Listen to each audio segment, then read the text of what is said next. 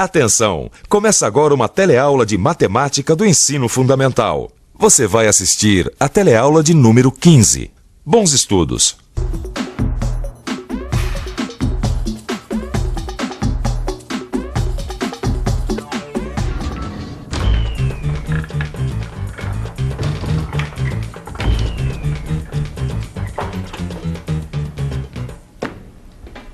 Tem gente que tem mania de arredondar tudo. Eles dizem assim, é mais ou menos não sei quanto. Acontece que no nosso dia a dia nem sempre é conveniente arredondar. Ao contrário, na maioria das vezes o que a gente necessita é de precisão. Para acabar com essa história de mais ou menos, a matemática encontrou uma solução. Os números decimais. Você conhece, sim. São aqueles números com vírgula. Eles são o assunto dessa aula.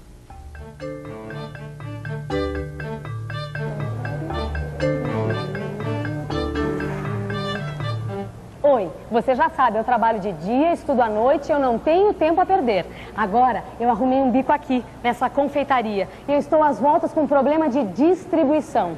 Veja, nesta cesta tem 3 dúzias de pacotes de chocolate, todos iguais a esse, com 10 chocolates. Que delícia! Mas não vamos perder tempo. O meu chefe quer distribuir esses pacotes pelas 5 confeitarias que ele tem. Tá bem o chefe, hein? Quantos pacotes vão para cada confeitaria? Esse é meu problema. Bom, cada dúzia tem 12 e eu disse que são 3 dúzias de pacotes. Quer dizer, 3 vezes 12, que é igual a 36 pacotes. Agora, eu preciso dividir esses pacotes pelas 5 confeitarias. Então, 36 dividido por 5, que é igual a 7, e sobra 1. Na verdade, o meu problema é esse pacote que está sobrando. Afinal, o meu chefe quer que todas as confeitarias recebam o mesmo número de pacotes de chocolates e que nenhum fique sobrando. E agora, será que eu como esse pacote? O que você faria? É lógico que comer um dos pacotes pode ser uma ideia, mas não é uma solução matemática. E como você já deve ter adivinhado, a solução desse problema tem a ver com os números decimais, os famosos números com vírgulas. E esses números estão muito presentes no nosso dia a dia, não é mesmo? Você não acha? Então veja só. Qual o preço desse produto? R$ 23,50. R$ 2,30. R$ 2,99. R$ 1,34. Como vocês sabem muito bem, no nosso dinheiro, assim como no de vários outros países, existem os centavos. Mas o que significam esses centavos? Veja um exemplo. Eu vou comprar este produto que custa R$1, só que eu vou pagar usando moedas de 10 centavos. Quantas moedas eu vou precisar? 10 moedas de 10 centavos. 1, 2, 3, 4, 5, 6, 7, 8, 9, 10. Isso quer dizer que 10 moedas de 10 centavos é igual a R$1. Isso é fácil de entender. É como se dividíssemos R$1 em 10 partes iguais. Cada uma dessas partes vale 10 centavos. O que vale mais, a moeda de 10 centavos ou a nota de R$1? Claro que a nota de R$1. Quando o assunto é dinheiro, todo mundo entende de matemática. 10 centavos vale a 10ª parte do real.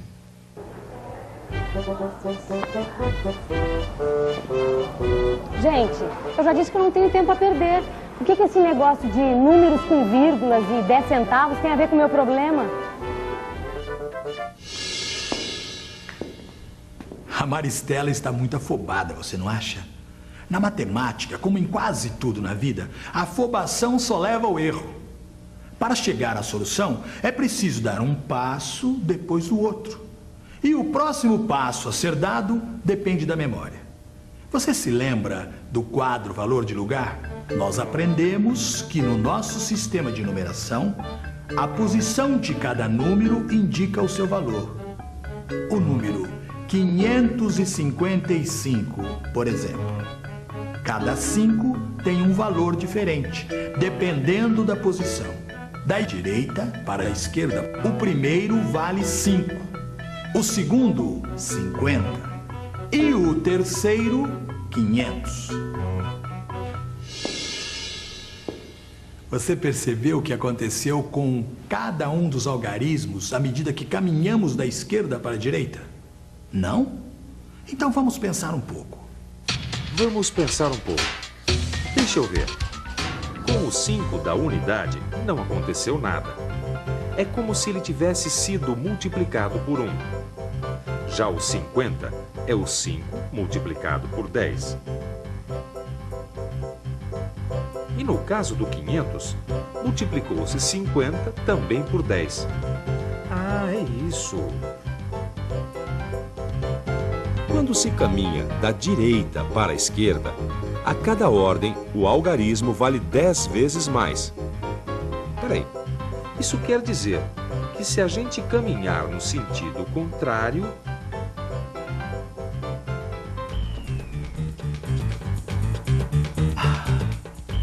Você está na pista certa.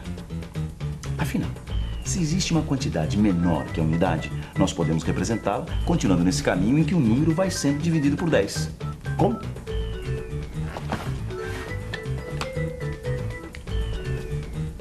É só criar mais uma casa no nosso quadro de valor.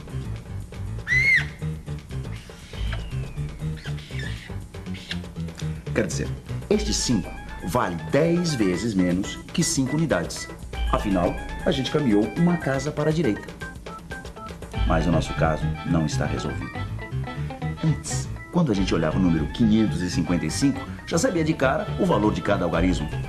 Agora, como colocar um número depois da unidade sem criar confusão?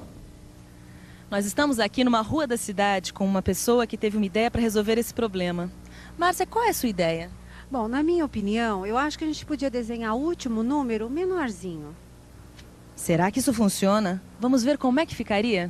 555 e um cinquinho.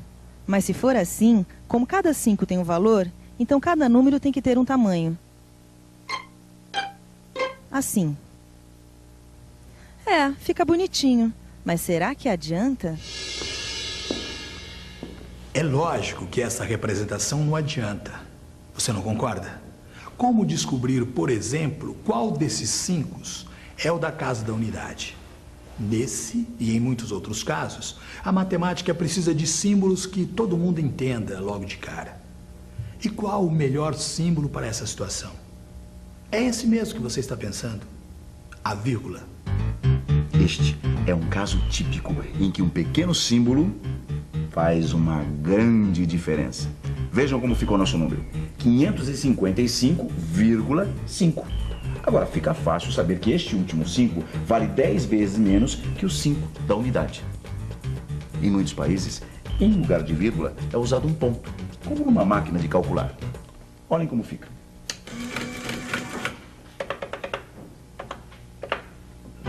As casas da centena, dezena e da unidade você já conhecia. E agora você acabou de conhecer o décimo, que é como se chama a primeira casa depois da vírgula ou do ponto. E como você já deve estar desconfiado, o nome décimo tem tudo a ver com o fato de ser uma casa onde o algarismo vale 10 vezes menos que a unidade. Vamos ver isso melhor. Imagine que esse quadrado é uma unidade. Dividindo nosso quadrado em 10 partes iguais, chegamos ao décimo da unidade, que pode ser representado pelo número 0,1. Agora, que número é esse? Veja, são 1, 2 unidades mais 5 décimos. Quer dizer, 2 unidades e 5 décimos, ou simplesmente 2,5. Fica ainda uma pergunta. E se a gente mudar a representação? Será que essa história de vírgula continua valendo? Ai, eu não aguento ficar parada. Enquanto a gente não resolve o meu problema, deixa que eu faça essa verificação. Veja outra representação. Esta régua que eu fiz é um outro tipo de representação. A unidade é essa parte marcada aqui. E cada unidade está dividida por 10 partes iguais, os décimos. Vamos medir um objeto. Eu já sei, uma barra de chocolate. essa barra mede 1, 2 unidades e 1, 2, 3, 4, 5 décimos. Ou seja, essa barra mede 2,5 desta unidade que eu inventei.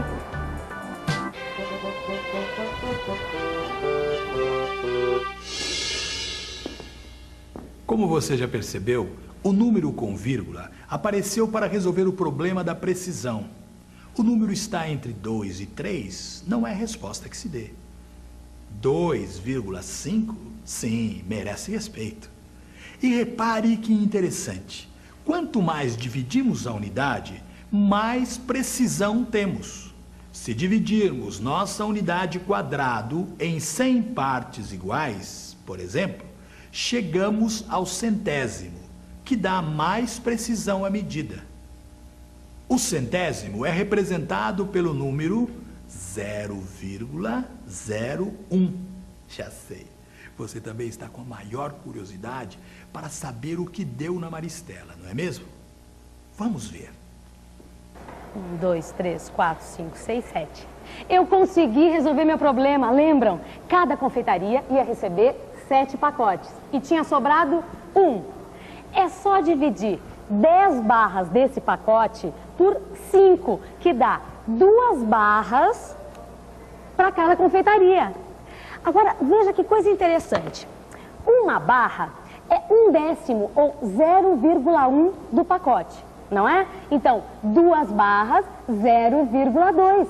Então, cada confeitaria vai receber 7 pacotes inteiros mais 0,2 do pacote, ou seja, 7,2 pacotes, entendeu?